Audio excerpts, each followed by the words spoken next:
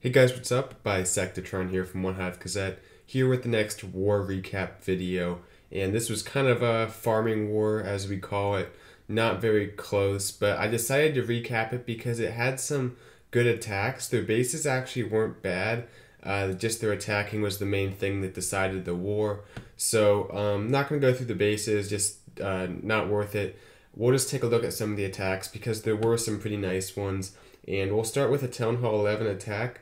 This is against a maxed out base. You can see it has those new archer towers, and I'm sure you guys see this base a ton. I know I've seen this Town Hall 11 base pretty much everywhere. It's kind of a forums base or whatever you want to call it, just something that people use, I guess an internet base. We're looking at Mimo take it out, and he goes ahead and doubles the poisons. Typically you don't want to do that because I'm pretty sure poisons don't stack like that, so drop them in two different locations would be better. But anyway, though, this is a good guide, I guess, if you guys are wondering how to take out this type of base. Kind of interesting here, he comes in with his three heroes, uses the Warden's ability, which typically you see used on the miners, because that has a pretty profound effect on them, but it still works on the heroes, and he was able to get in there and get the Eagle taken out, which is pretty important to the attack. Pops the Queen's ability. She'll get some more value before she goes down. Then the Warden kind of peels off, as he always does, to follow the main groups of the miners. Has these 4 heals for them, so he'll just start dropping those now. Actually, I think he might have had 5 heals. So starts dropping those in, letting the miners work their way around the base. They kind of ignore those Inferno towers, but it really doesn't matter that much. Without the Eagle hitting them, they're not taking a ton of damage. They still get the heal benefit when they go underground, and they move pretty quickly, being level 4 and in such large groups. He has, tons of miners, so this is going to make their way around this space. No big deal that they're not going into the core, and this last little island of defenses will go down pretty quickly. Good placement on the heal to cover those defenses, especially the wizard tower, which can do some damage to them. So anyway, things just kind of keep moving their way around. Eventually he'll get the entire 360 on the base, and then they'll head straight for the core. So anyway, go ahead and go ×2 just because it's kind of slow from here on out. But the miners make their way through. Only a few defenses at the bottom here. Drops that last heal, so has some pretty full health miners for the most part that will kind of make that last assault on the core. I guess some giant bombs in there could have thrown this off, and there was one right there. But still, being in such large numbers, they just don't go down, especially with that Warden on them. So anyway, nice attack to Mimo, or Memo, however it's pronounced. Every name has 2 pronunciations, I think, as it seems in OneHive. But yeah, good attack. We'll take a look at a Town Hall 10 attack. I showed quite a few from the minor Queen Charge video, but we still have some other ones, and this one I really liked because it kind of broke down the base based on kind of how it was laid out. So you can see this one has the 2 Inferno towers separated. So what Zedekiss is going to do, he's going to come in for that right Inferno tower with his kill squad, being Golem, some bowlers, and the heroes. Just let those troops go to work. Drops down the jump and the king. Everything moving forward. Important that he funnels in the bowlers, which he does. Those guys can always walk on you even when you think they won't. So great job on the funnel there. The CC troops also kind of pull them in, I think, and gets to that first Inferno tower really quickly. Actually doesn't go down for a moment, but right there the king gets it. It's down, and then from here he decides just to kind of leave it at that. Then come in with the miners here. I think that was a good decision, because it's tough to get the bowlers through the town hall compartment all the way over to the other Inferno tower. At that point, it's easier just to, only use the one jump instead of having to bring multiple jumps, and then just let the miners get in there for that next Inferno. Because at the angle he dropped them, the Inferno tower is one of the earlier buildings they do take out, so it goes down. The giant bombs do go off, but at this point, both Infernos are down, so the heals will be very effective. You can see the Queen is still up. He'll pop the ability in just a moment. Right there, still has a heal left for the miners, which will drop down, and they've pretty much taken out this entire base. So nice attack. Once again, you can see how he sent his troops in adjacent to each other, so it really gets the tanking value, which is one of the reasons the queen stayed up so long before she finally goes down to this can, or maybe not. No, the cannon only had a sliver of hit points left. So the queen actually survives the whole attack, which I guess only further emphasizes how by sending in those miners next to the kill squad, you get some extra value from your queen and anything else in the kill squad that can stay up long enough. So nice attack to Zedekiss. We have some awesome Town Hall 9 attacks to show, and it's not your typical, bowler in the CC. These are some interesting ones. So we're taking a look at 15 first. Mickey. And like I said, something different. Back to dragons, what we used to see back in the day. Actually, not even that long ago, just before bowlers became the new meta at Town Hall 9. Dragons were very powerful, and you can see right here, those 3 air defenses are all kind of accessible by the same compartment. And they had pretty spread out bases at Town Hall 9. They did not use many compact bases at all, really. And that makes it even better for these types of attacks because the queen walk is so powerful. She can basically just walk through an entire base because there'll never be more than like 2-point defense on her as long as you funnel her in correctly. And right there, after the gold storage goes down, she'll enter the compartment and he'll drop those healers. I like how he waited on the healers just to see how she'll enter the base so they don't get too close to the air defense. So it works out really nicely there. And you can see because everything is so spread out, she'll just methodically make her way through, taking out buildings one at a time. Already sends in those dragons because they have a long path they have to go through. And I like the king, how he used the king.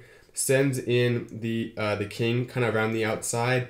He'll get a few archer towers because this guy had so many exposed defenses. But more importantly, even he'll get all the trash buildings and stuff, which will help keep the dragons inside the base so they don't get too off track. But I actually got some great value. There was like 2 Teslas there. Has a few balloons as well. The king does go down, but he did his job and most of the dragons are still inside the base. Another 2 Teslas on the outside, but the queen's got them pretty easily. And I don't even think he's used a rage on his queen yet. Maybe he has. I might have missed that. Maybe for the CC troops. But besides that, the point defense really hasn't been an issue, like I said, because it's so spread out. So the queen gets in there, gets that last air defense. The dragons grab the defensive queen. And from there, this base is toast. Good job deploying those dragons early so he didn't run out of time. Always want to get those things done early, especially if the queen, she might have more air defenses to take out. But unless they're going to be an immediate threat to the dragons, go ahead and get them going and try to time it if you can to save yourself some time. So anyway, we'll fast forward to the end. Awesome attack to Cerulean, I think is how you say that. Might be a new member. But anyway, we have 2 more attacks to show. We're looking at Yaji. I'm sure you guys have seen him on the channel before. And he's bringing another air attack. I guess this clan just kind of lent itself to air at Town Hall 9. Drops down the queen with her healers, the baby dragon, and the king on the other side just for the funnel, it looks like. So not really big uses on the king on either one of these attacks, but sometimes the queen walk will get plenty of value. So drops the king down. He'll take out some trash buildings. Looks like he won't aggro the defensive queen, but that's okay. His own queen's going to get in there, and she'll grab the defensive queen anyway. So does a nice wide funnel with the king. Has the baby dragon for the other side, which gets some great value. Getting a lot of trash buildings taken out, which not only gets the funnel created, but saves time at the end by having a lot of the skeleton of the base already taken out, even before the defensive targeting troops are done. So the queen gets in there. She'll grab 2 air defenses and the defensive queen, all with just the rage and the 4 healers. Actually drops down a jump for her as well. Has the poison for the CC troops. And you can see how deep the queen's going to get into this base.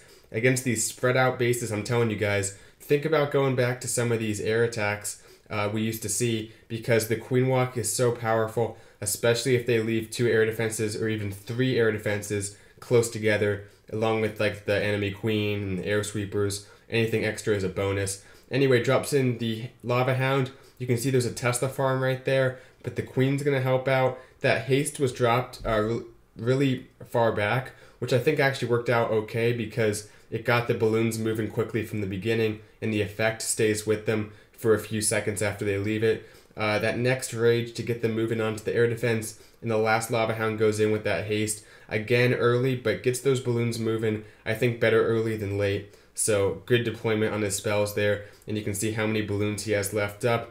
That Lava Hound did not pop. It's in that group of balloons right there. So you can see that's the one thing. Doesn't have quite as much cleanup. But anyway, drops in these last few balloons. Good placement on that Wizard Tower, because the Wizard Tower can do some damage to that big group of balloons that's left up. But by doing it that way, the balloon will tank and also get some pretty good damage on the Wizard Tower. So it's just a matter of one balloon drop or one hit will take it out. Had a wizard or two for cleanup along with the Queen, who was still up, which is a great asset to have late in the attack, and some lava pups. Everything goes down. The King doesn't even go down, but it's still 100%. He's not part of the percentage. Awesome attack to Yaji. One more, number 21, we're looking at Costly, and he brought just a nice Valk attack.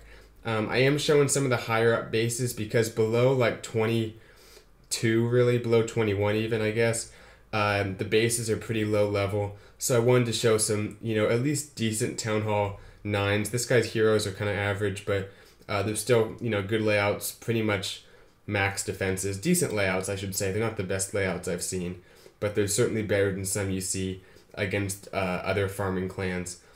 And we call them farming clans not because they're in this to farm. I just want to clarify that, because for us it's kind of a quote-unquote farming war. It's not a competitive war for us, but I'm sure a lot of these clans are actually winning a number of their wars. So I don't want to sound like they're just in it for farming, because they're not. That's just the terminology we use. So anyway, had to clear that up in case someone was offended who was in NØNG VN.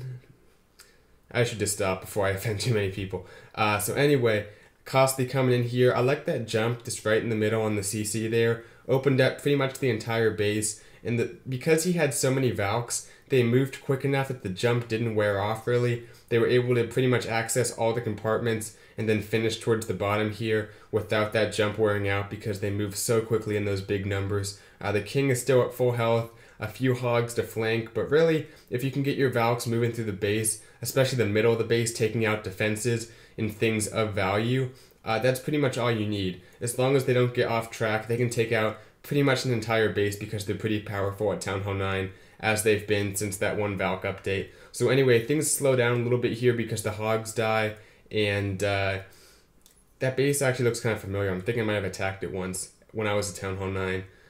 Maybe I can't remember now. But anyway, the Queen's following everything up. The King's still full health. Quite a few Valks, some Wizards. Great job on this base. Good base identification. Seeing what to use on it, and then this coming through. Sometimes you don't have to overcomplicate. Just bring a lot of Valks. And he even has the one heal left over that he doesn't have to use. So awesome attack to Costly. Hope you guys enjoyed this war recap. Definitely not the most competitive war, but still had some nice attacks because their bases were actually pretty good. So anyway, more videos to come this weekend, and well, actually a little ways from the weekend. It feels like the weekend because I just finished work for the week, but more videos for the week and then the weekend to come. So stay tuned for those. I'll see you guys in the next video. Bisectatron out.